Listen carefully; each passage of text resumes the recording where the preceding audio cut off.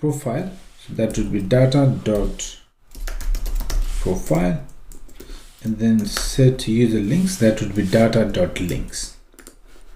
Okay, and I see we already have some information here.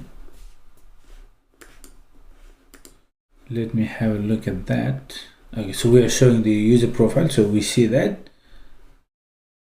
That's awesome. And then if I copy this and just try one more time for user links, we get all these links of the user as well. Awesome. So it's not really readable for now, but that's alright. We're going to style it nicely. So at the moment it's good. We have got all the data we need here in the state. Now we can nicely display this list of links and the user profile on this screen.